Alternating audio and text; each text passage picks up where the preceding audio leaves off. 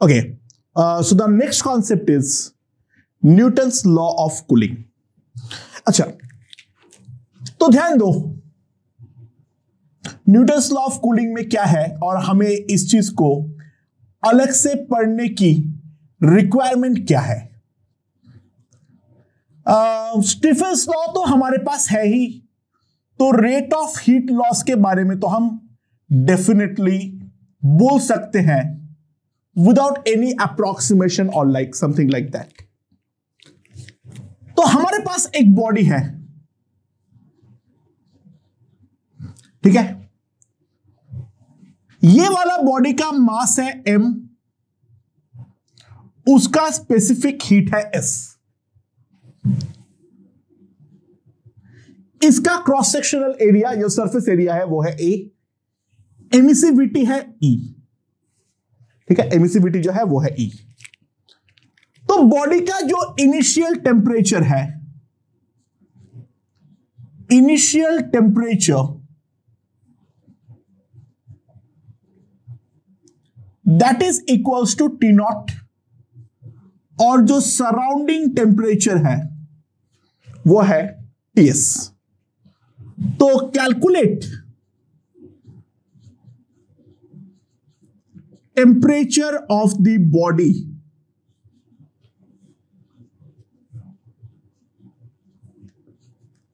As function of time. Basically हम इसको निकालेंगे नहीं, और क्यों नहीं निकालेंगे उस चीज के बारे में बेसिकली ये चर्चा है। अच्छा, ध्यान दो क्या होगा। According to Stefan's law, rate of heat loss में क्या कह सकता हूं, rate of heat loss that is equals to dq by dt, वो मैं जानता हूं it will be sigma EA T to the power 4 minus TS to the power 4, जहां पे T जो है वो मेरा बॉडी का इन जनरल टेम्परेचर है at any given instant. T जो है वो मेरा बॉडी का इन जनरल टेम्परेचर है एट एनी गिवन इंस्टेंट, ठीक है। नाउ दिस dq, ये जो एनर्जी लॉस हो रहा है dq will reduce temperature of body by dt। ये जो dq है वो बॉडी का टेम्परेचर रिड्यूस कर देगा by an amount of dt। Therefore, my dq में क्या लिख सकता हूं, माइनस ms dt, क्योंकि बॉडी का स्पेसिफिक हीट तो दे रखा है s और बॉडी का मास जो है वो है m। तो ये वाला dq को अगर मैं यहां पर सब्स्टिट्यूट करता हूं तो मेरे पास जो आएगा minus ms dt by dt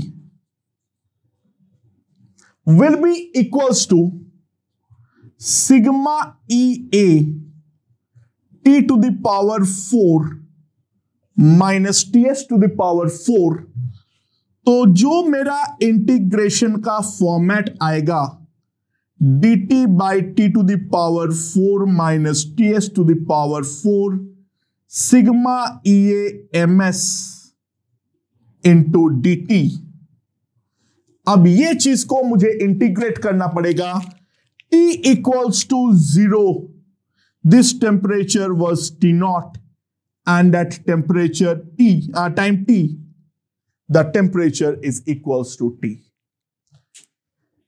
तो थियोरेटिकली हमें कोई प्रॉब्लम नहीं है, बहुत सिंपल सी बात है। इसको अगर मैं इंटीग्रेट कर दूंगा तो इंटीग्रेट करके मेरे पास आंसर आ जाएगा, right. But even in the 12th standard, एक बात ध्यान दो, this is a pathetic integration. This is literally a pathetic integration इसके इंटीग्रेशन का कॉम्प्लेक्सिटी और साथ ही साथ इसका जो न्यूमेरिकल एनालिसिस में जब हम वैल्यूज पुट करेंगे उसमें से टी को सेपरेट करना इंपॉसिबल हो जाएगा। सो थियोरेटिकली हम ये बोलेंगे हाँ भाई इंटीग्रेट कर निकाल, बट प्रैक्टिकलिटी में इसका जो एप्लीकेशन है, इसका जो इंटीग्रेशन है यार वो ना ही करना पड़े तो मेरे लिए बेहतर है। इसीलिए जब भी हमें ये वाला इंटीग्रेशन मैं करवाया हूं तो मैं सराउंडिंग टेम्परेचर को 0 केल्विन पे मेंटेन करवाते हुए किया हूं, क्योंकि ये वाला टेम्परेचर मेरा 0 हो जाए तो फिर तो integral dt by T to the power 4 ये एक बहुत ही ज्यादा प्यारा इंटीग्रेशन में फंसेगा। तो वो तो करना संभव है, वरना इसको अब इन जनरल हम डिवाइड वो करेंगे, फैक्टर बनाएंगे दो, T to the power 4 minus T S, T square minus T A square into T square plus T A square, ऊपर में करूंगा 2t स्क्वायर से मल्टीप्लाई डिवाइड करवाऊंगा, फिर स्प्लिट करूंगा and trust me it is not looking good. ठीक है, सो बात यह है हम मच्छर मारने के लिए तोप नहीं दागते हैं। हम जो बात करेंगे वो एक स्पेशल केस के रिगार्डिंग बात करेंगे। And what is that special case? ध्यान दो, स्पेशल केस जो है वो हमारा बहुत ही ज्यादा सिंपल है। If temperature of body and surrounding does not differ much,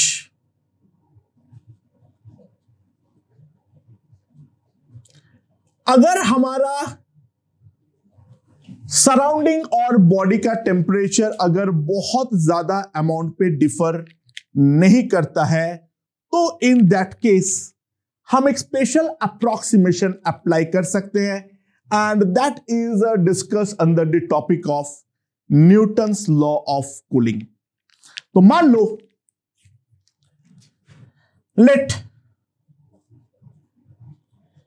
T minus T S, इसको मैं बोलता हूं delta T, and delta T is relatively small.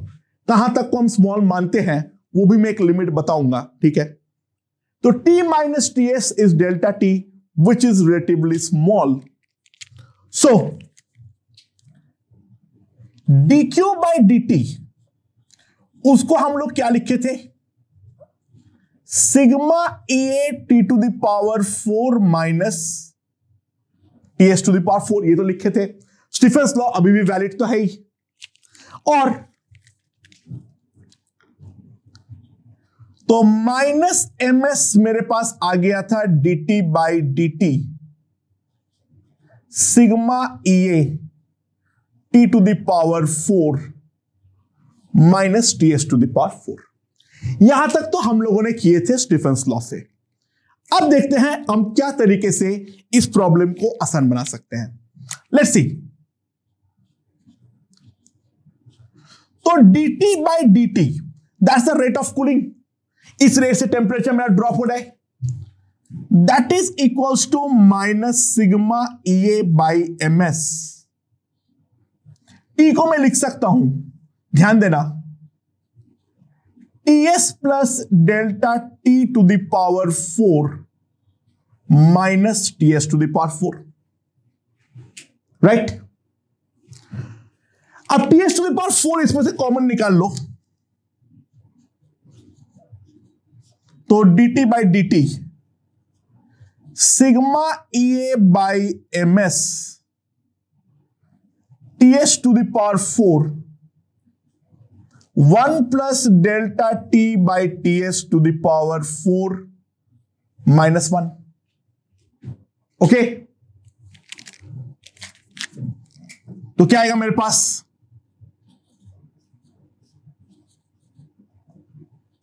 Sigma E A M S T S to the power 4।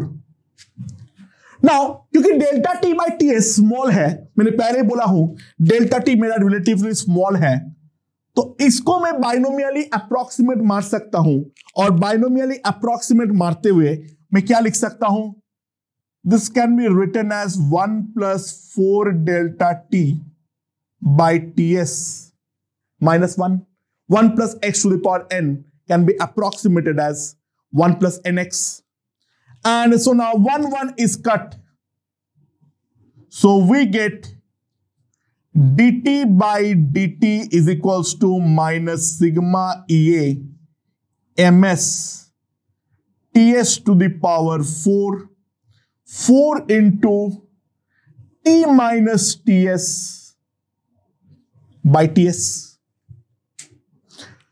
तो अब सारे constant term को एक साथ कर दो, तो dt by dt that is my rate of cooling -4 sigma EA TS cube by MS into T minus TS. अब ये वाला जो चीज है वो ऑब्वियस सी बात है कांस्टेंट है, तो इसको नाम दे दो K. So we can write dt by dt equals to minus K into T minus TS. That's the approximate form. अगर स्पेशल केस में हमारा सराउंडिंग और बॉडी का टेम्परेचर में बहुत ज्यादा टेम्परेचर का अगर डिफरेंस ना हो, तो इन दैट केस मेरे पास ये वाला रिलेशन आएगा. तो हम बोल सकते हैं जो रेट ऑफ कूलिंग है that is proportional to the temperature difference between the body and the surrounding. The rate of cooling is directly proportional to the temperature difference between the body and the surrounding, and this is called the Newton's law of cooling.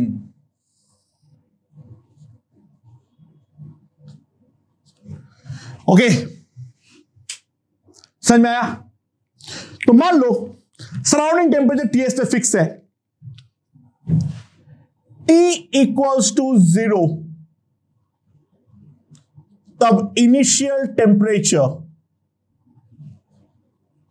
मान लो है T0. ठीक है, तो at time T equals to T1 body का temperature अगर है T1 और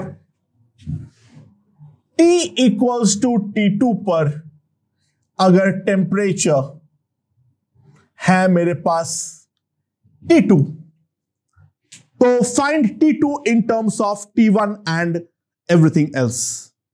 Find the time T2 in terms of T1 and everything else. तो क्या करना पड़ेगा? ऑब्वियस सी बात है, मेरे पास एक डिफरेंशियल लॉ है, उस डिफरेंशियल लॉ को मुझे डेफिनेटली इंटीग्रेट करना पड़ेगा.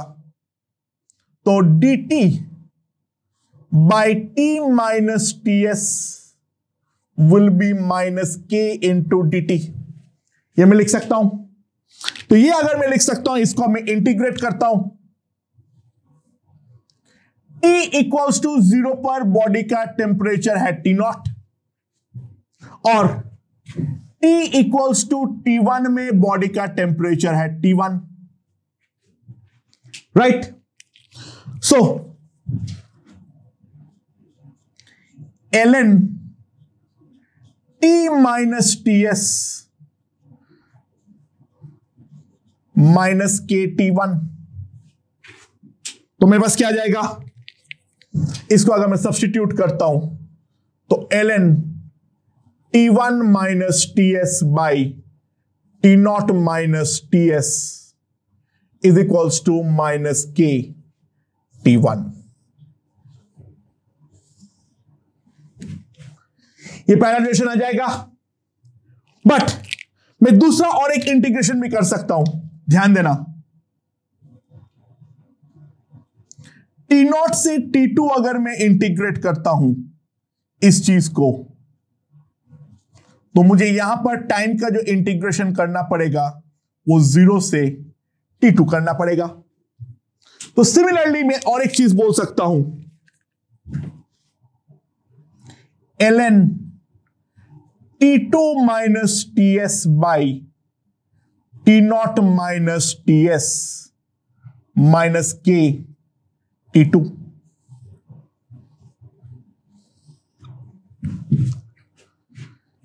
ये मेरे पास दो रिलेशन आ जाएगा, और अब रिलेशन निकालने के लिए क्या करूंगा, सिंपली डिवाइड। तो T2 by T1 अगर मैं डिवाइड करूंगा, माइनस के is cut, so that will be equals to ln T2 minus TS by T0 minus TS divided by ln T1 minus TS by T0 minus TS। तो ये है मेरे पास Newton's law of cooling.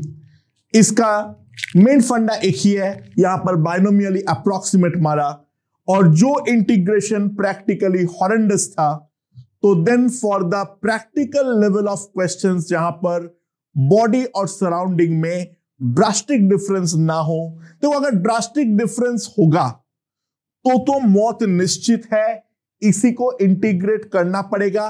क्या ये function integrate होता है? जी हां, but ये अपने आप में एक मैथ्स का क्वेश्चन बनेगा, इसके अंदर फिजिक्स अब कुछ बचा हुआ नहीं है, इंटीग्रेट करूंगा तो आंसर आएगा। लेकिन for the practical level of problems हम मच्छर मारने के लिए तोप नहीं दागेंगे, with a very reasonable level of accuracy, यानी डेसिमल के सेकंड घर तक के एक्यूरेसी पाने के लिए हम एक अप्रॉक्सीमेट फॉर्म यूज करते हैं, जिस अप्रॉक्सीमेट फॉर्म को हम नाम देते हैं Newton's law of cooling. Okay, तो ओके दोस्तों, एक क्वेश्चन देखते हैं, सुनो क्या है। A body has a initial temperature, a body has a initial temperature that is equals to 50 degrees Celsius. It is kept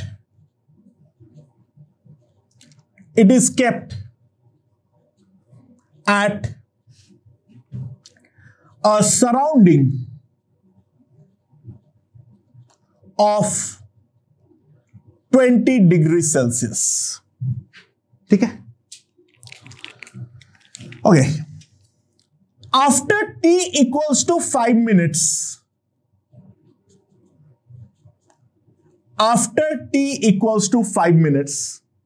मैंने ये देखा, temperature of the body has become 40 degree Celsius. 5 minute बाद body का temperature, body ठंडा होगा, obvious सी बात है, बॉडी का टेम्परेचर सराउंडिंग टेम्परेचर से कम है, तो बॉडी मेरा डेफिनेटली ठंडा होगा। तो 5 मिनट बाद बॉडी का टेम्परेचर बन गया है कितना? 40 डिग्री सेल्सियस। तो calculate the time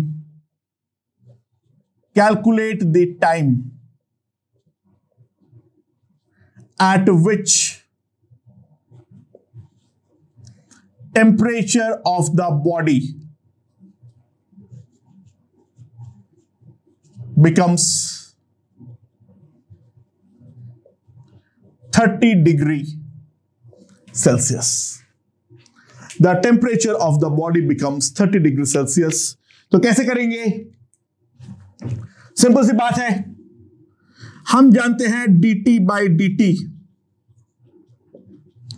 minus K into T S minus T not, sorry T minus T S. अच्छा, इसमें और एक फायदा देख लो, क्योंकि यहां पर टेम्परेचर के डिफरेंस को लेकर मैं काम कर रहा हूं, तो केल्विन पे लेना बिल्कुल भी जरूरी नहीं है, हम सेल्सियस पे भी ले सकते हैं। Temperature difference in kelvin and Celsius both are same, right. दोनों में 273 ऐड करो या दोनों में ही 273 ऐड ना करो, ऑब्वियस सी बात है दोनों केस पे जरा सा भी कोई डिफरेंस नहीं है। सो dt बाई dt, इसको मैं सिंपली सेल्सियस के फॉर्म में लिख सकता हूं, राइट।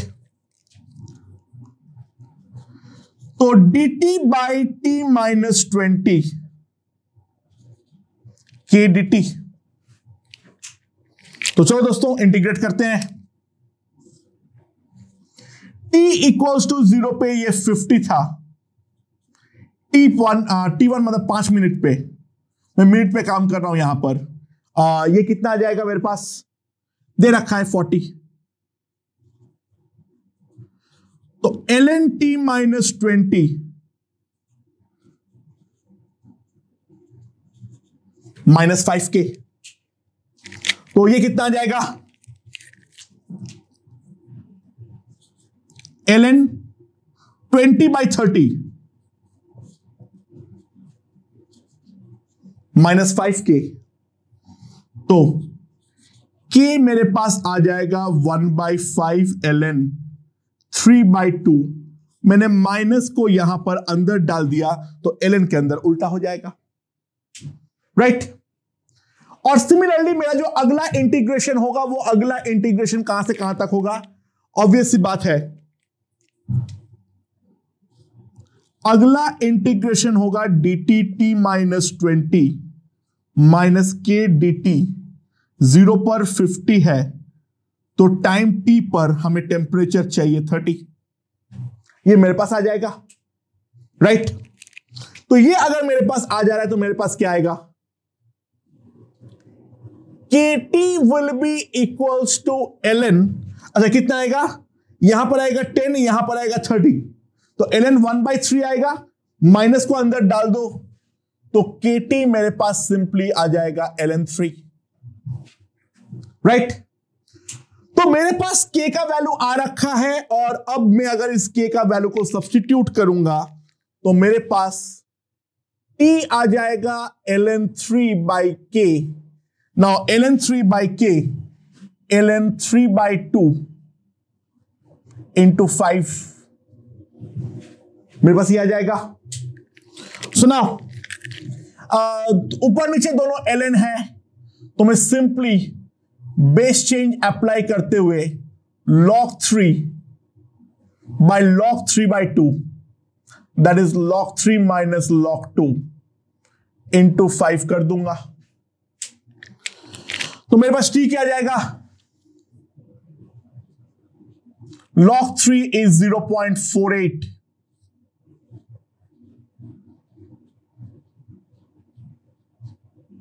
इतना मिनट आ जाएगा मेरे पास,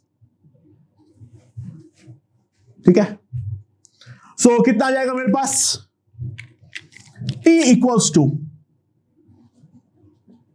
48/18 इंटू 5।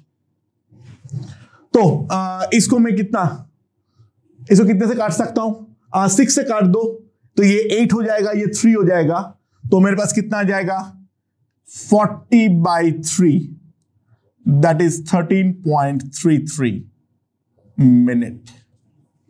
तो आफ्टर 13.33 मिनट्स इसका टेम्परेचर जो है वो हमारा घट के 30 डिग्री सेल्सियस होने वाला है, राइट। अच्छा है, हाँ ऑब्वियसली अच्छा है, स्टीफेंस वाले को सॉल्व करना पड़े उसके कंपैरिजन में तो बहुत अच्छा है, क्या एब्सोल्यूट अच्छा है। इंसान की लालच की कोई कमी नहीं होती है, एक तो इंटीग्रेशन इतना प्यारा बना, लालच हमारा यहां पर खत्म नहीं हुआ, तो लोग बोलने लगे सर ऐसा कोई तरीका है क्या जो कि इंटीग्रेशन करना ही ना पड़े।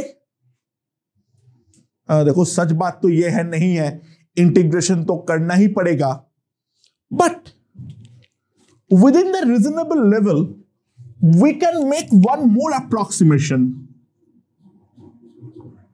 And we will term it the average form of Newton's law of cooling. Okay. Now, what is the average form? ध्यान दो, हम लोग ये लिखे थे जो dt by dt माइनस k into t minus ts, right. तो मान लो इन टाइम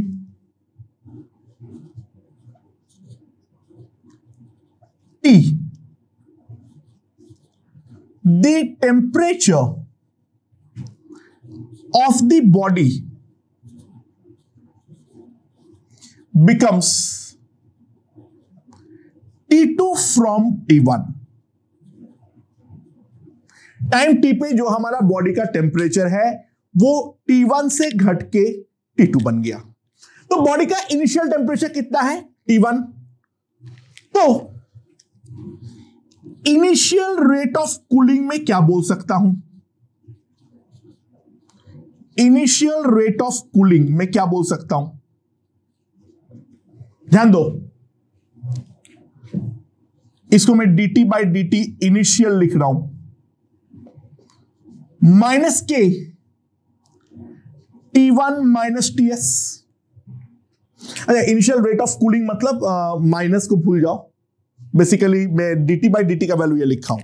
अगर रेट ऑफ कूलिंग पूछेगा तो माइनस को भूल जाना, ऑटोमेटिकली अंडरस्टूड है टेम्परेचर कम हो रहा है, राइट.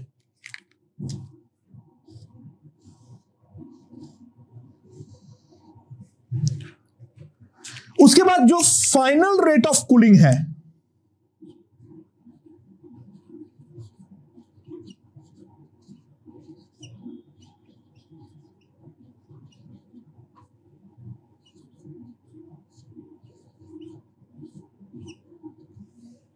वो कितना है?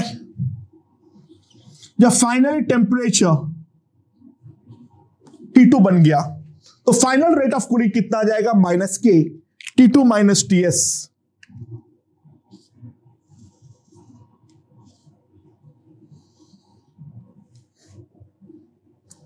राइट. तो इनिशियली ये रेट ऑफ कूलिंग है, फाइनली ये रेट ऑफ कूलिंग है. तो इस पीरियड के दौरान मैं एवरेज रेट ऑफ कूलिंग क्या लिख सकता हूं? देखो ऑब्वियस सी बात है, रेट ऑफ कूलिंग जो है वो हमारा टेम्परेचर के साथ लिनियरली वेरिएबल है, राइट, लिनियरली डिपेंडेंट है, T minus TS directly proportional है. तो एवरेज रेट ऑफ कूलिंग जो है वो मैं लिख सकता हूं या नहीं? Initial final divided by 2, right. And अब अगर मैं इन दोनों को ऐड करूं और 2 से डिवाइड कर दूं तो dt by dt average will come out to be minus K T1 plus T2 by 2 minus TS. Now that's my average rate of cooling. Okay. Initial और फाइनल दोनों रेट को लेकर मैंने बाई 2 से डिवाइड कर दिया, उसको मैं एवरेज रेट मान सकता हूं. और दोस्तों ध्यान देना, यही जो है dt by dt that can be on an average written as delta T by delta small T. So दोस्तों ध्यान दो, what is my delta T? Final is T2, initial is T1. Therefore T2 minus T1 by small t can be considered as T1 plus T2 by 2 minus TS. So this will give me the average form of, this will give me the average form of Newton's law of cooling. Understood? चमका? Okay, अब शांति से सुनो। क्या है मेरे पास? ये वाला question को अब मैं इस तरीके से सॉल्व करना चाह रहा हूं। तो 50 से टेम्परेचर घट के हुआ है 40। तो पिछले बार वाला क्वेश्चन को ही मैं एक बार एवरेज वाले फॉर्म से करने का कोशिश कर रहा हूं। तो ध्यान दो, 50 घट के हो रहा है 40। तो पहले वाले पार्ट के लिए T1 जो है वो है मेरा 50 डिग्री सेल्सियस, T2 जो है वो है मेरा 40 डिग्री सेल्सियस, T जो है वो है मेरे पास 5 मिनट, और जो हमारा सराउंडिंग टेम्परेचर है वो सराउंडिंग टेम्परेचर है मेरे पास 20 डिग्री सेल्सियस। सो T2 माइनस T1 कितना हो जाएगा? -10 by 5. Now that will be equals to -K. T1 plus T2 कितना हो जाएगा? ये 50 है, ये 40 है, by 2 45. So 45 minus 20 यानी 2 is equals to 25K। तो K मेरे पास आ जाएगा 2/25। ये मेरा K का वैल्यू आ गया पहले वाले पार्ट से। नाउ दूसरे वाले पार्ट के लिए मैं क्या बोल सकता हूं? बहुत सिंपल बात है, मेरा T1 जो है वो 50 डिग्री सेल्सियस है, T2 जो है वो मेरे पास कितना है? T2 जो है वो मेरे पास कितना है? फाइनल टेम्परेचर ध्यान देना 30 डिग्री सेल्सियस।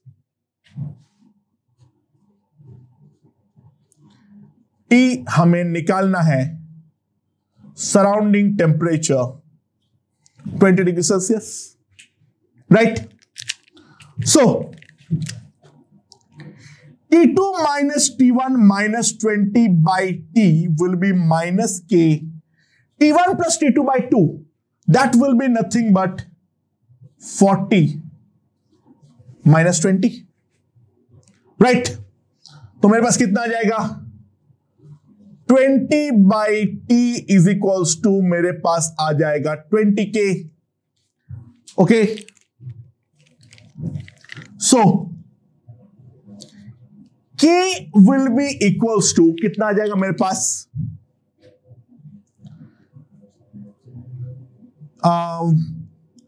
सॉरी, T मेरे पास कितना आ जाएगा? 1/K, that is 25/2, that is equals to 12.5 minute. देखो बहुत अच्छा तो नहीं आया है, ये 13.33 है, हमने 12.5 निकाले, एरर आ रहा है, लेकिन 1 मिनट के अंदर का ही एरर आ रहा है। एरर्स तो ऑब्वियसली आएंगे क्योंकि ये तो अप्रोक्सीमेट फॉर्म है, पर फिर भी जो कैलकुलेशन का कॉम्प्लेक्सिटी है दोनों का कंपेरेबल भी नहीं है। तो अगर हमें एक रीजनेबल लेवल तक मिल जाए तो इन दैट केस इसे एक्सेप्ट करने में हमें ज्यादा कोई दिक्कत नहीं है। इनफैक्ट ध्यान दो, मैं और एक बेटर चीज कर सकता था, और वो क्यों बेटर है वो भी अभी समझाऊंगा मैं। चलो इसको भूल जाओ, हम देखते हैं, let's consider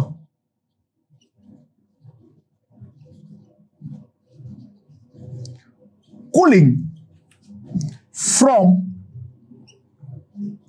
40 degree Celsius to 30 degree Celsius. हम कंसीडर करते हैं 40 डिग्री सेल्सियस से 30 डिग्री सेल्सियस के कूलिंग, इसके दौरान इसे हमें कंसीडर करते हैं। तो अच्छा 40 से 30 का अगर मैं कूलिंग देखूं तो मेरे पास टाइम कितना लगेगा? ध्यान दो, यहां पर delta T -10/T minus K, T1 plus T2 that is 35 minus 20, तो 10/T is equals to 15K। तो T जो आ जाएगा मेरे पास वो आ जाएगा 10/15K। नाउ K का वैल्यू है वो मैंने पुट कर दिया। सो सिंपल सी बात है,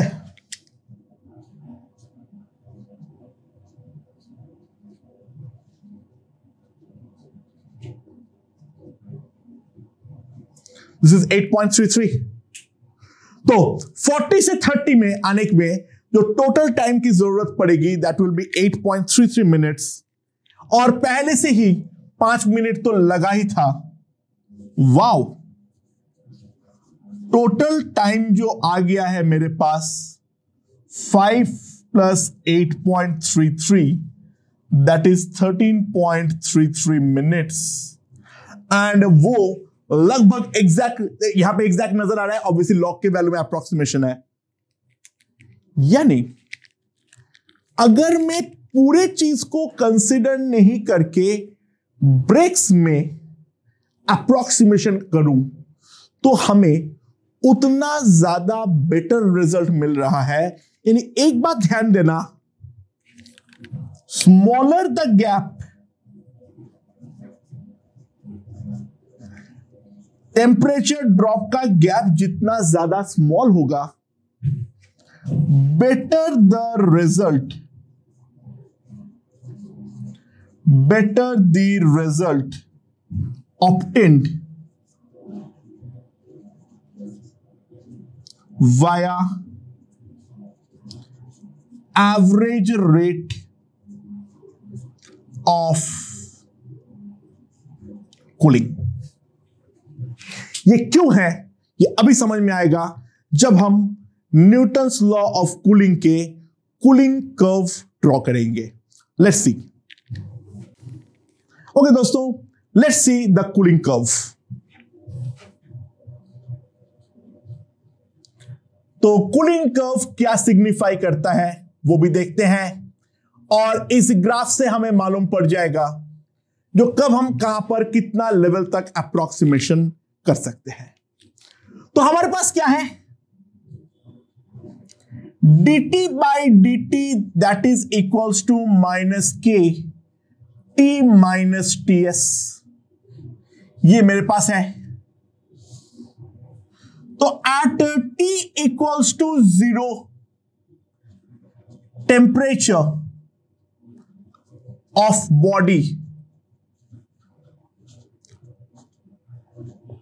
इज इक्वल्स टू T0। तो सवाल यह है, कैलकुलेट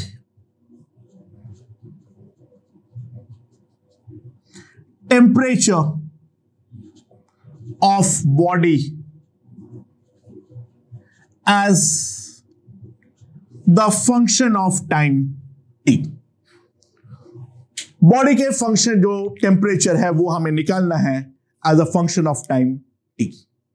तो कैसे निकालेंगे, सिंपली इसको इंटीग्रेट करेंगे, integral dt by t - Ts के इंटीग्रल dt। 0 पर ये T0 है, T पर ये T है, तो अभी हमने बहुत बार कर लिए हैं। तो ln T - Ts by T0 - Ts that will be equals to -kT। तो यहां से मेरे पास क्या आ जाएगा, T - Ts by T0 - Ts that will be equals to e to the power minus kt। So T minus Ts equals to T0 minus Ts e to the power of minus kt। So T will be equals to Ts plus T0 minus Ts into e to the power of minus kT। So this is the temperature of the body as a function of time t। अच्छा, क्योंकि T0 हमारा ज्यादा है Ts से, तो हम इस format पे एक बार थोड़ा ढंग से देख ले। t इक्वल्स टू 0 पर ऑब्वियस सी बात है, ध्यान देना, इसका वैल्यू सबसे बड़ा रहेगा, तो यहां पर जब वैल्यू आएगी वो टी नॉट आएगी, और इन्फिनिटी जब मैं पुट करूंगा ये 0 हो जाएगा और हमारा बॉडी का टेम्परेचर टीएस आएगा। यानी ये वाला पार्ट जो है वो हमारा डेफिनेटली एक डिक्रीजिंग ग्राफ है। सो इस चीज को अगर हम प्लॉट करें, टी वर्सेस टी को अगर हम प्लॉट करें as a function of time, तो in that case initially we have the value of T nought, final value जो कभी अटेन नहीं कर पाएगा बट अटेन करने का ट्राई करेगा asymptotically, that will be TS. और वहां पर अगर मैं देखूं, so this will give me, right, कोई भी एक जनरल टाइम पे अगर टेम्परेचर बॉडी का टी है तो इस पे जो टेंजेंट बनाएंगे ये अगर एंगल बनाता है theta, tan theta will be equals to mod of tan theta बोल दो k into T minus T S. This slope will give me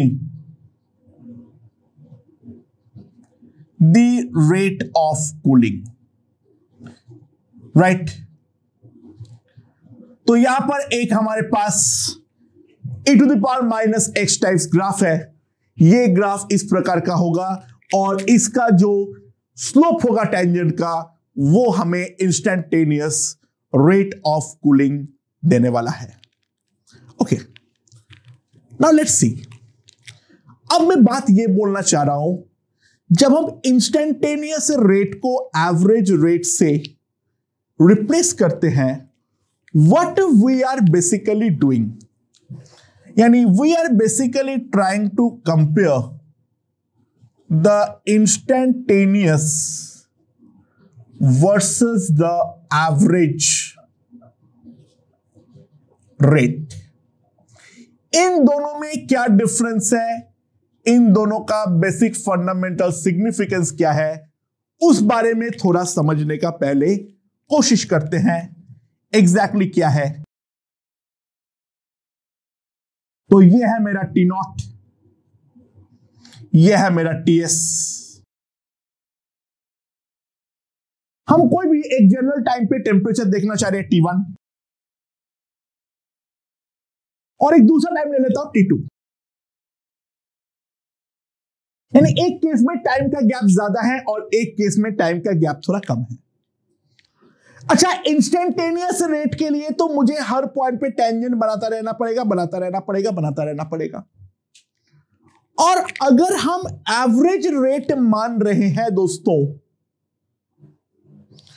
तो हम सिंपली केवल इनिशियल और फाइनल पॉइंट ले रहे हैं और उन दोनों पॉइंट को जोड़ता हुआ जो हमारे पास सेकंड है, वो सेकंड से हम इस कर्व्ड पाथ को एस्टिमेट कर रहे हैं, हाँ कि ना।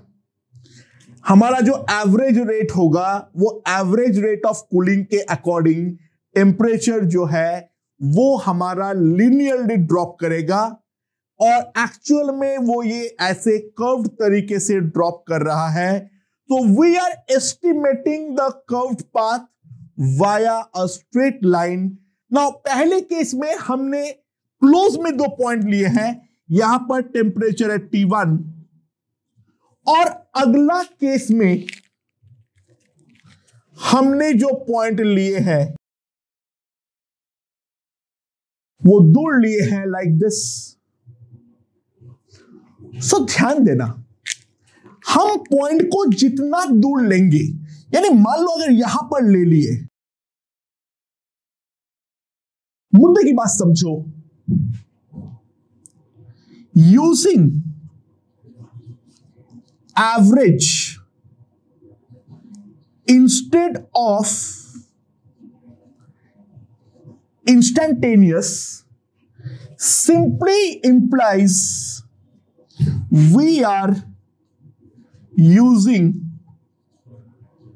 linear graph as an estimation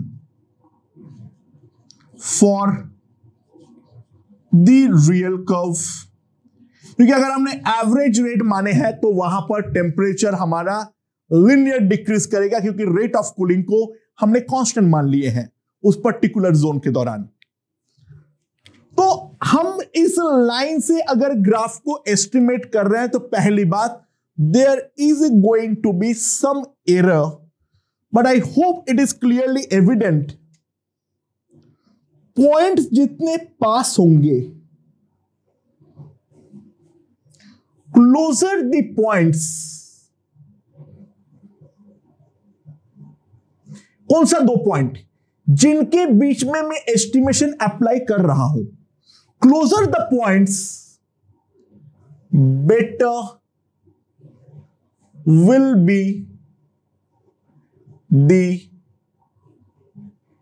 estimation.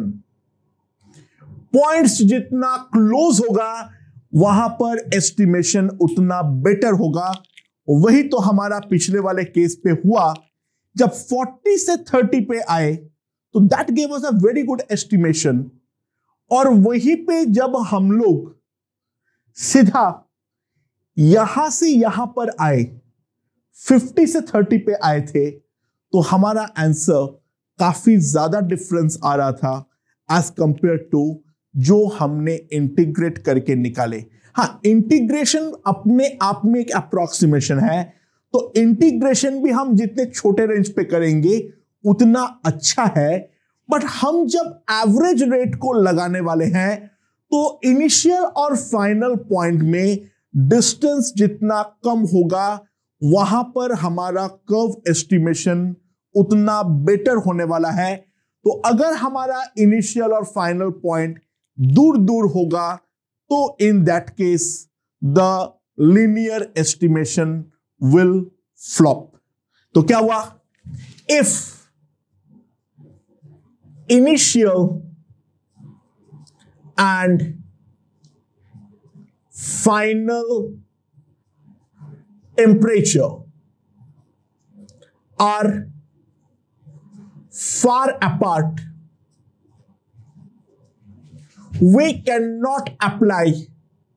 we simply cannot apply average rate of cooling. हम किसी भी हालात पर एवरेज रेट ऑफ कूलिंग जो है वो अप्लाई नहीं कर सकते हैं, हमें इंटीग्रेटेड फॉर्म ही यूज करना पड़ेगा। स्टीफेंस लॉ ऑफ कूलिंग हम यूज नहीं करेंगे क्योंकि वो तो बहुत ही ज्यादा गंदगी मच जाएगी, लेकिन हम वहां पर लॉगरिथमिक या फिर एक्सपोनेंशियल फॉर्म जो है वो यूज करने वाले हैं। ये एवरेज फॉर्म को यूज नहीं कर सकते हैं। अगर करना ही है तो you have to break it into the small parts, और उस स्मॉल पार्ट को ब्रेक करते हुए, यानी यहां से यहां आना है, बेटर पहले यहां से यहां आओ और फिर यहां से यहां जाओ, तो यहां पर हमें बेटर एस्टिमेशन मिलेगा। डायरेक्टली लंबी छलांग हम इस ग्राफ पे नहीं मारने वाले हैं। Hope this point is understood. और अब हम न्यूटन्स लॉ ऑफ कूलिंग में बहुत सारे क्वेश्चन करने वाले हैं। लेट्स सी क्या क्या होता है। ओके दोस्तों, तो अब हम लोग न्यूटन्स लॉ ऑफ कूलिंग के ऊपर कुछ क्वेश्चंस देखते हैं। मेरे पास एक कैलोरीमीटर है, उसका वाटर इक्विवेलेंट है 100 ग्राम। वो जो है कैलोरीमीटर वो हवा में ठंडा हो रहा है, इनिशियल टेम्परेचर 60 है, फाइनल टेम्परेचर 40 है, और उसके लिए उसको टाइम लगता है 12 मिनट। अब मैंने क्या किया, उस कैलोरीमीटर के अंदर एक मेटल ब्लॉक रख दिया 40 ग्राम वजन का, और अब जो है कैलोरीमीटर और ब्लॉक दोनों 60 पे है और हवा पे वो कूल डाउन कर रहा है, ठीक है। और वो कूल डाउन में टाइम अगर लगता है 20 मिनट्स, तो सवाल ये है जो मेरा मेटल है उसका स्पेसिफिक हीट कितना है। न्यूटन्स लॉ ऑफ कूलिंग को वैलिड मानते हुए हम लोग निकालेंगे जो इस मेटल का स्पेसिफिक हीट कितना है। अच्छा, क्या दिया हुआ नहीं है यहां पर मेरे पास, ऑब्वियस सी बात है, let the surrounding temperature is equals to Ts,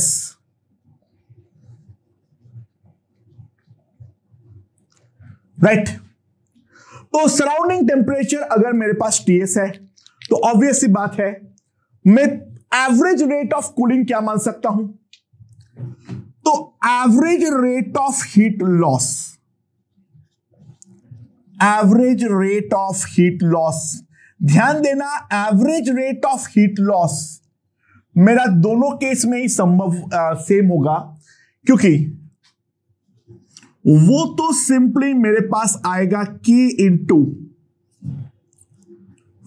T, मतलब कितना है वहां पर 60 degree plus 40 degree by 2 minus Ts, जहां पर K मेरा प्रोपोर्शनैलिटी कांस्टेंट है, और ये जो average rate of heat loss है वो मेरा दोनों केस में ही सेम है, क्योंकि इनिशियल टेम्परेचर और फाइनल टेम्परेचर तो दोनों केस में ही मेरे पास सेम है, राइट। समझ में आया, राइट।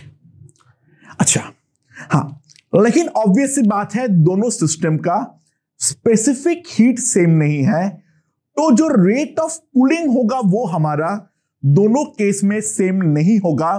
तो सिस्टम का अगर टोटल हीट कैपेसिटी को मैं C बोलता हूं तो ध्यान देना दोस्तों, C into dt by dt, यानी एवरेज रेट के लिए D के बदले में डेल्टा भी इस्तेमाल कर सकता हूं, that will be equals to minus K, और अब जो है डेल्टा T मेरा दोनों में सेम है, दोनों में ही मेरा 20 डिग्री सेल्सियस है। तो ध्यान देना दोस्तों,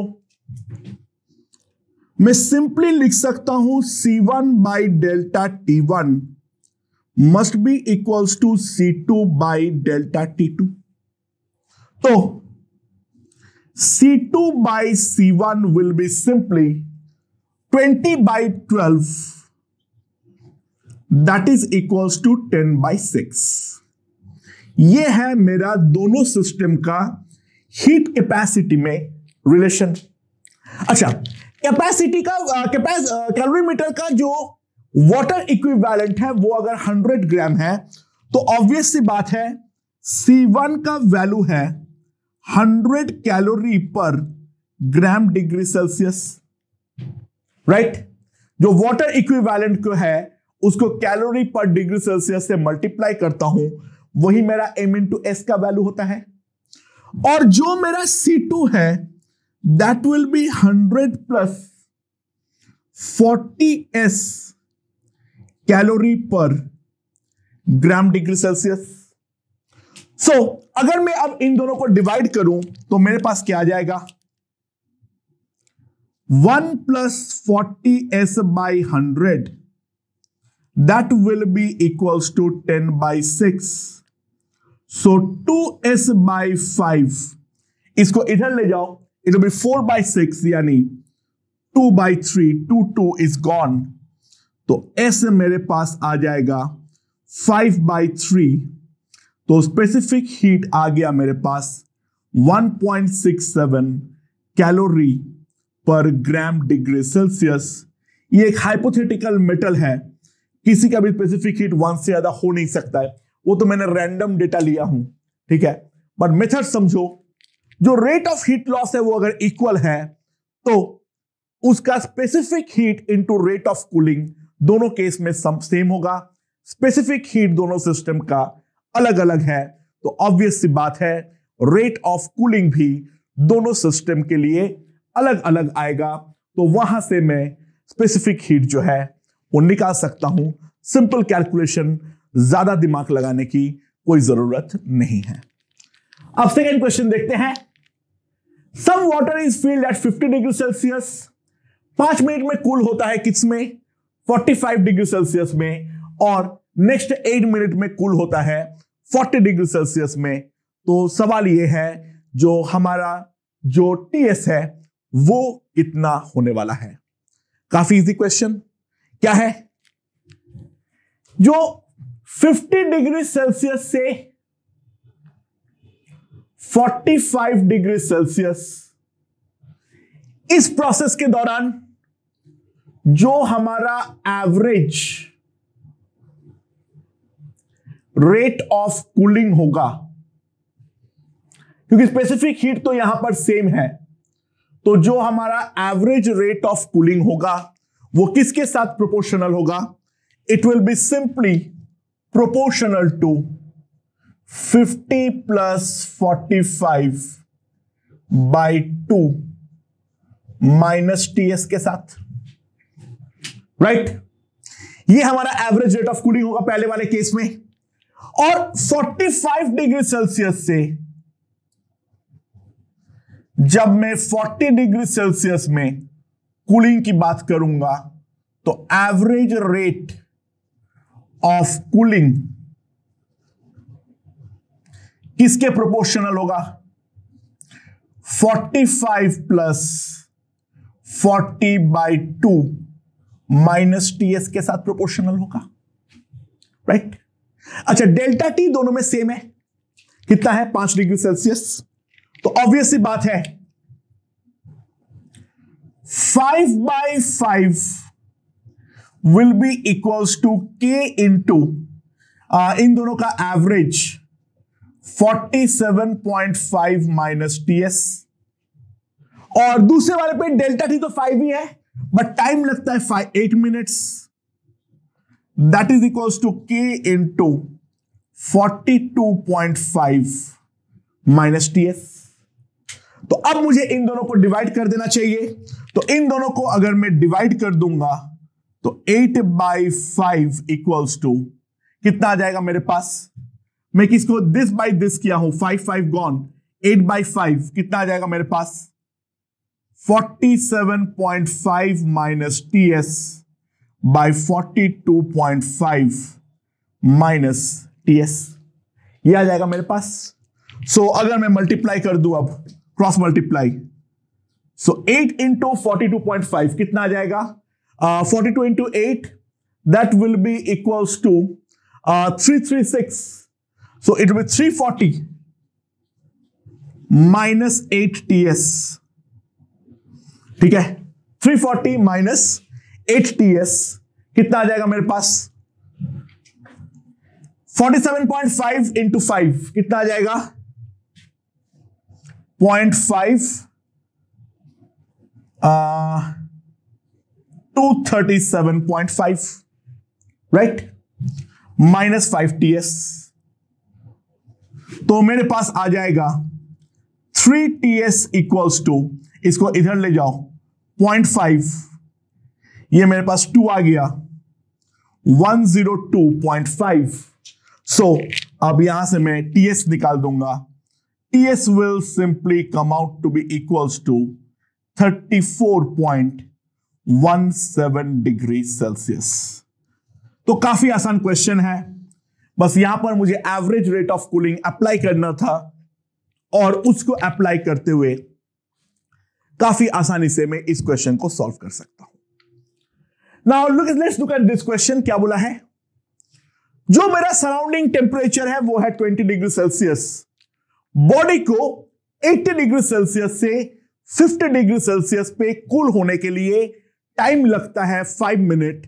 तो इसको कूल होने के लिए 60 डिग्री सेल्सियस से 30 डिग्री सेल्सियस पे कूल होने के लिए कितनी टाइम की रिक्वायरमेंट होगी? ओके, तो इस क्वेश्चन को सॉल्व करने के लिए पहले जो मैं अप्लाई करूंगा वो है एवरेज रेट ऑफ कूलिंग। सो ध्यान देना, पहले वाले केस में अगर मैं 80 डिग्री सेल्सियस से 60 डिग्री सेल्सियस के बारे में समझूं, so delta T by delta small T minus K 680 plus 50 by 2, ये लिख सकता हूं, राइट? एंड जब मैं सॉरी इस 60 डिग्री सेल्सियस से 30 डिग्री सेल्सियस पे कूल डाउन कर रहा हूं, तो delta T by delta T dash minus K into 60 plus 30 by 2 minus 20, right. Delta T by the way दोनों में सेम है, तो मैं सिंपली इन दोनों को डिवाइड करूंगा। अगर मैं इन दोनों को डिवाइड करता हूं तो मेरे पास ये आ जाएगा delta T dash upon delta T, K gone, तो ये कितना आ जाएगा मेरे पास 80 plus 50 130 by 2 that is equals to 65। 65 minus 20 कितना हो जाएगा 45। 60 plus 30 90, 90 by 2, 90 by 2 is 45, 45 minus 20 is 25, so that will be equals to 9 by 5. So delta t dash equals to 9 by 5 into delta t, but delta t हमें already दे रखा है 5 minutes, so delta t dash equals to 9 by 5 into 5, so that will be equals to 9 minutes। तो total 9 minute हमें लगने वाला है ये cool down होने के लिए। बट फ्रैंकली स्पीकिंग मुझे ये सॉल्यूशन में गड़बड़ी लग रही है। मेन रीजन, जो टेम्परेचर गैप है जिस पर वो जंप मरवा रहा है वो सब्सटेंशियली हाई है, सीधा 30 डिग्री का छलांग लग रहा है, और सराउंडिंग के साथ जो टेम्परेचर डिफरेंस है वो भी हमारा सब्सटेंशियल है। तो हमारा ग्राफ का जो लीनियर एजम्पशन है वो मेरे ख्याल से बहुत ज्यादा अच्छा काम नहीं करने वाला है। तो एक बार एक काम करते हैं दोस्तों, एक बार एग्जैक्ट फॉर्मूला इस्तेमाल करते हुए देखते हैं क्या डेविएशन बहुत ज्यादा आ रहा है या कम आ रहा है। देखो 5% तक का डेविएशन आए तो वो तो हम एक्सेप्ट कर लेंगे, लेकिन अगर उससे भी ज्यादा डेविएशन आ रहा है या अगर मान लो 10% या 20% का डेविएशन हो रहा है तो डेफिनेटली 9 मिनट्स हम नहीं मान सकते हैं। मुझे ये लग रहा है personally I am going to get a very substantial amount of deviation.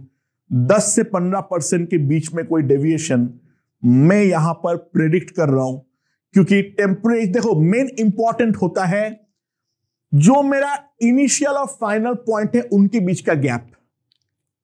वो दोनों पॉइंट के बीच का गैप अगर बड़ा होगा, the linear assumption for the curve बहुत ज्यादा जस्टिफाइबल नहीं रहने वाला है। सो आई एम थिंकिंग जो गलती तो होने वाली है, लेट्स सी होगी या नहीं।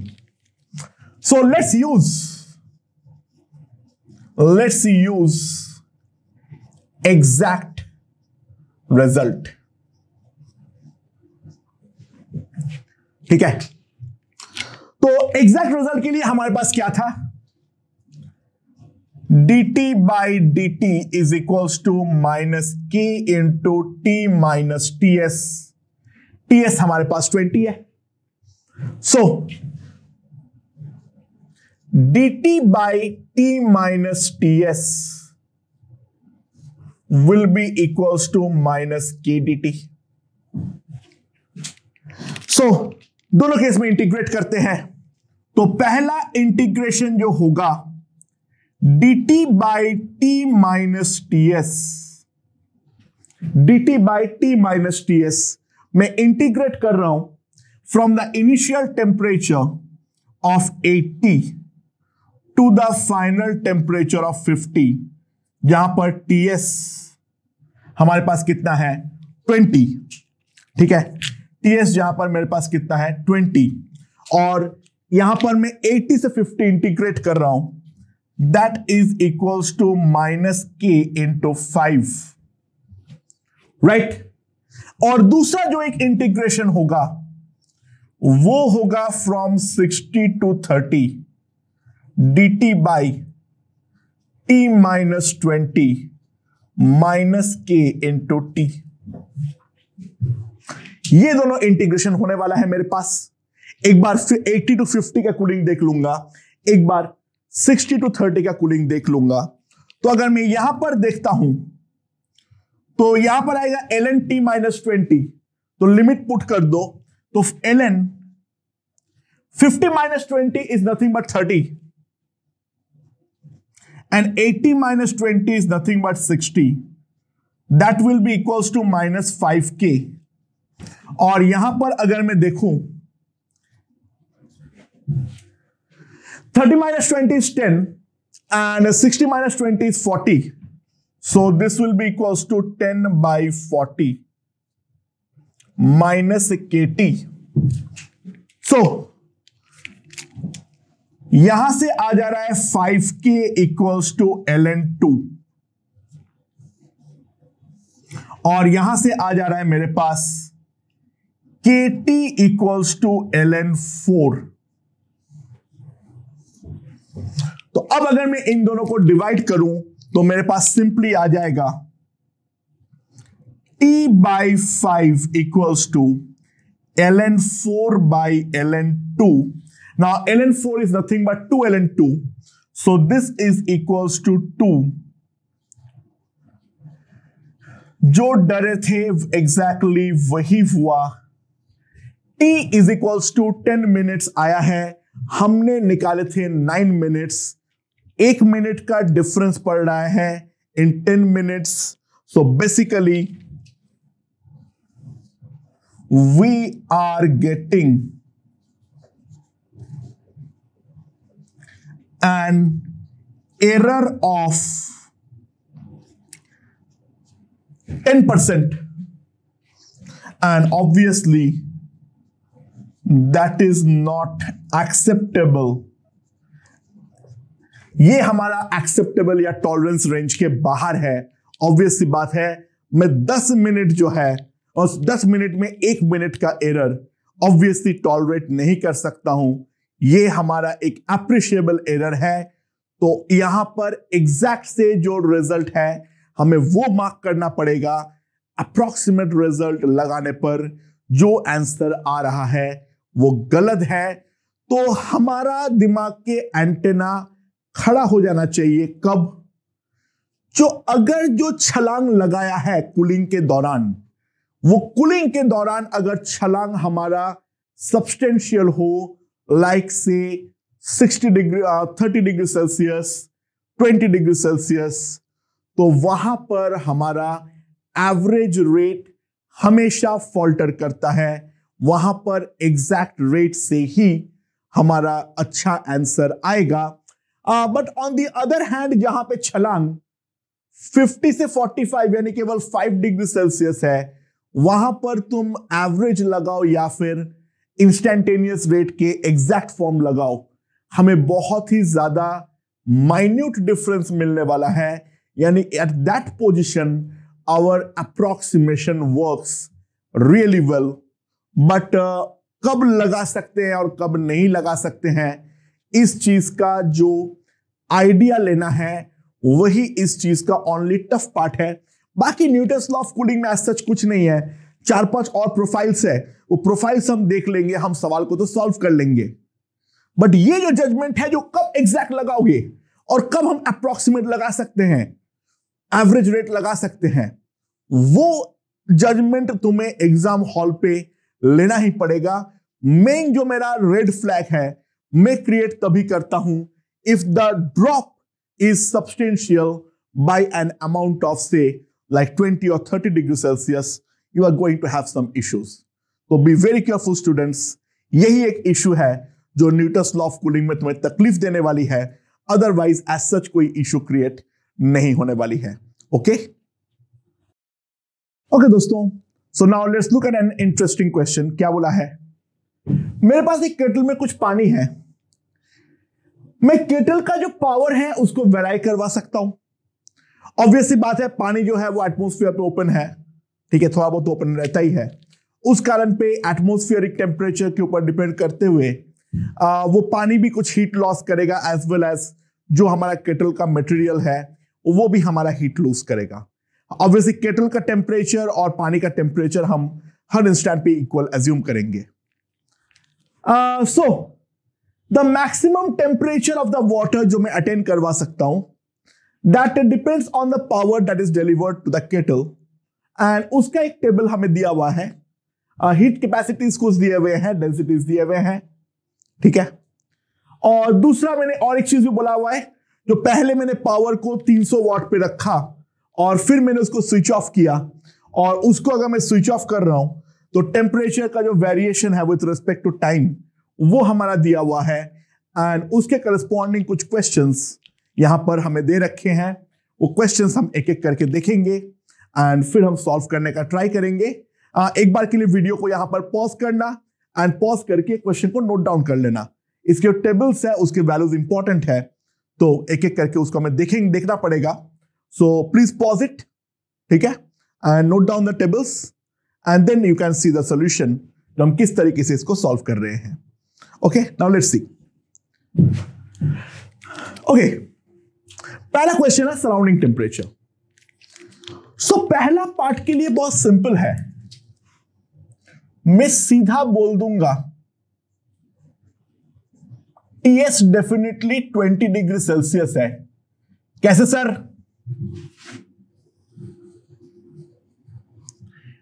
जब मेरा पावर 0 वॉट है, यानी केटल को मैं गर्म करने का नहीं ट्राई कर रहा हूं, तो अल्टीमेटली सिंपल सी बात है, अगर मैं कोई पावर डिलीवर नहीं कर रहा हूं तो जो हमारा बॉडी का टेम्परेचर होगा, यानी वाटर प्लस केटल का जो टेम्परेचर होगा वो हमारा सराउंडिंग टेम्परेचर के डेफिनेटली इक्वल होगा।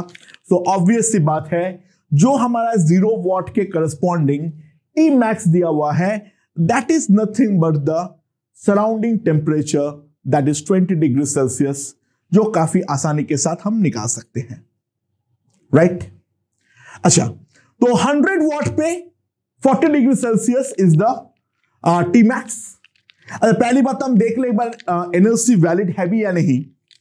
अच्छा, 40 डिग्री सेल्सियस पे जब मैं गर्म कर रहा हूं, वो मैक्सिमम टेम्परेचर का मतलब ये है उस टाइम पे जो रेडिएशनल हीट लॉस है और जो मेरा प्रोवाइडेड पावर है वो मेरा इक्वल होना चाहिए। यानी एक बात को तो पहले हम समझ ले, 100 will be proportional K into 40 minus 20, जो रेट ऑफ हीट लॉस होगा 100, that is proportional to the temperature difference between the body and the surrounding. जब 200 वॉट है, that is K into 60 minus 20, right? और जो 300 है, इसको K डैश बोल दो राइट नाउ।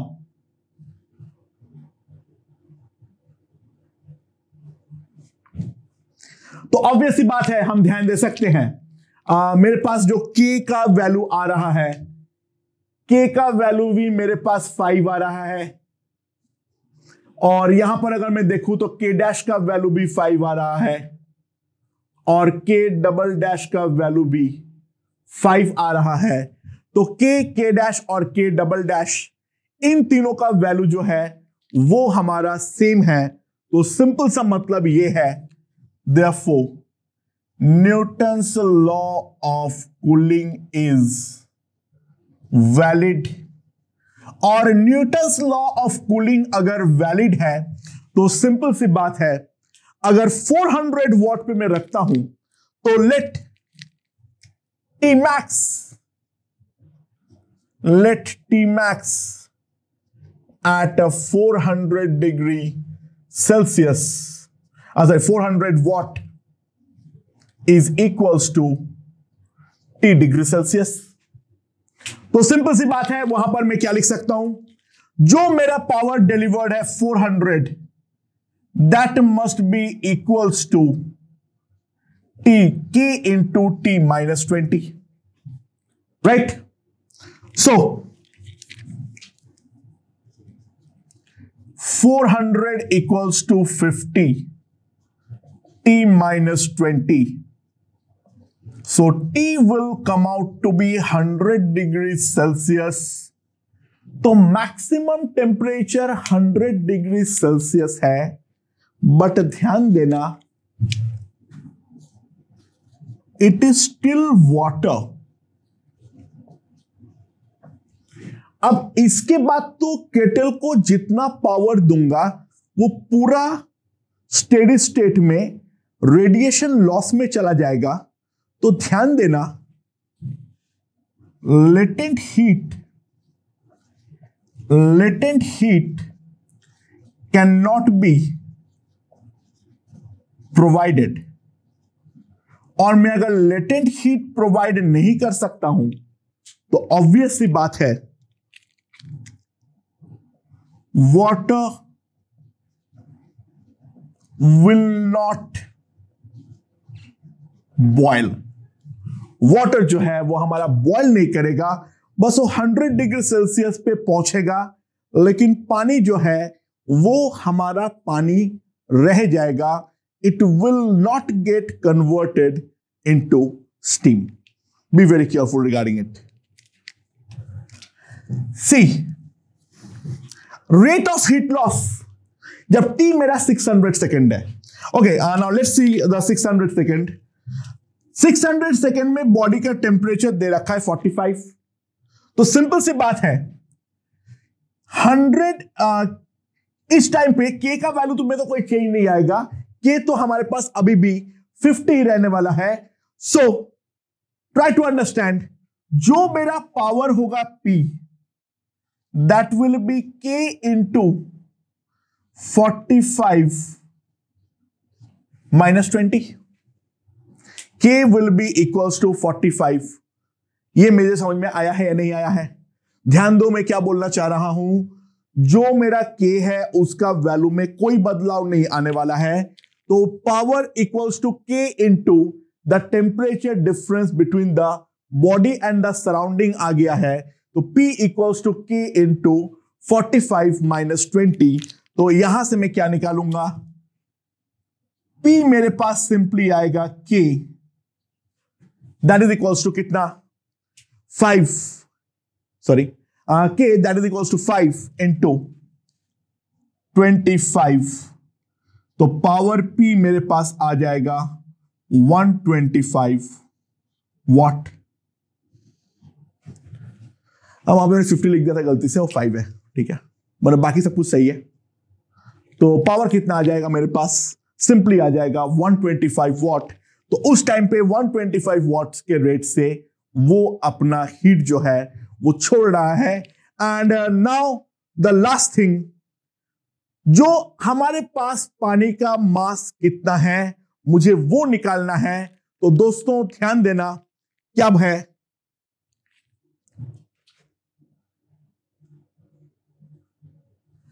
जो हमारा रेट ऑफ हीट लॉस है, जो हमारा रेट ऑफ हीट लॉस है वो तो मैं जानता हूं। यहां पर K जो है वो है मेरा 5।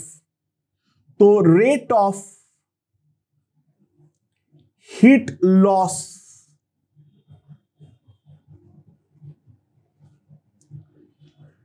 Delta Q by delta T, वो तो मैं लिख सकता हूं 5 into T minus 20, right. But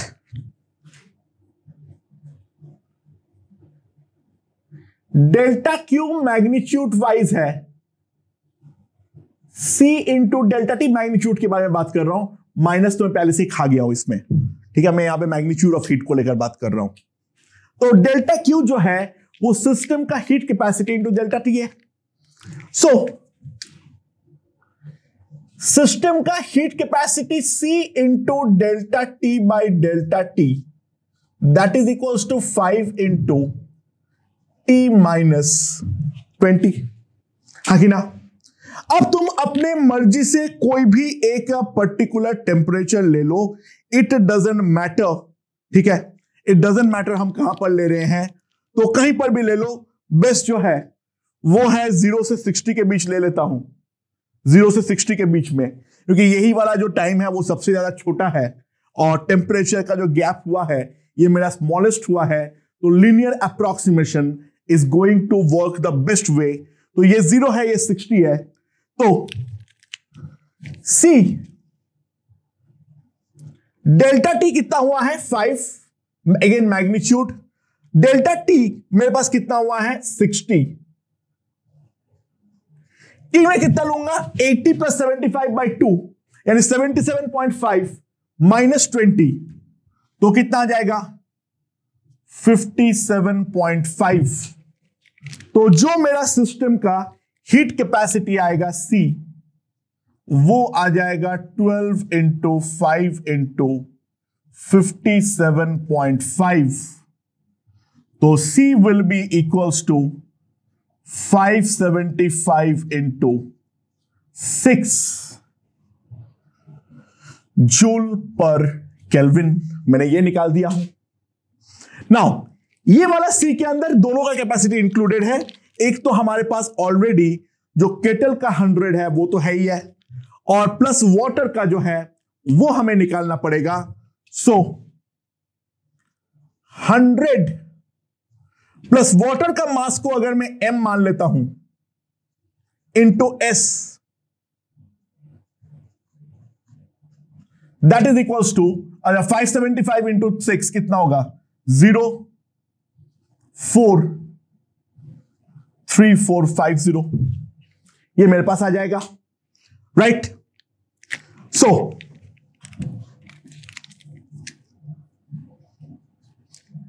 4200 m equals to 2450,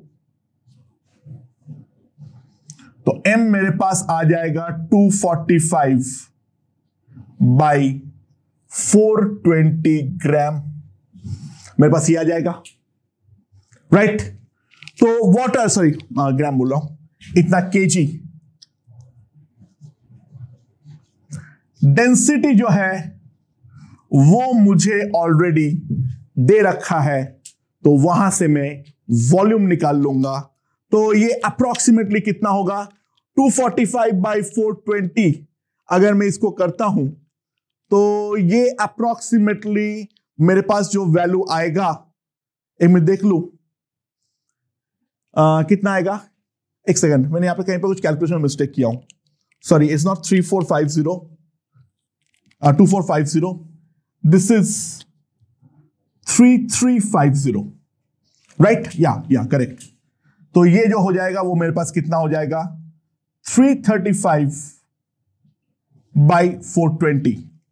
अगर मैं देखूं इस पे, इसको अगर मैं 336 कर दूं तो this is practically 0.8 kg, practically, right. बस 335 के बदले इसको 336 कर दो, इट इज प्रैक्टिकली 0.8 kg, और मास अगर 0.8 kg है, डेंसिटी जो है दैट इज 1000 kg पर metre cube, so volume will be 0.8 into 10 to the power -3 meter cube, that will be 0.8 liter. So volume of the water taken is equals to 0.8 liter. तो इस तरीके से हम Newton's law of cooling को apply करते हुए आसानी के साथ ये प्रॉब्लम को सॉल्व कर सकते हैं। वापस एक बार समझना इस क्वेश्चन को, ठीक है। बाकी डेटा बेस्ड क्वेश्चन है, राइट। टेबल को किस तरीके से यूज करना है वो मैंने इस क्वेश्चन के थ्रू एक्सप्लेन किया हूं, ओके।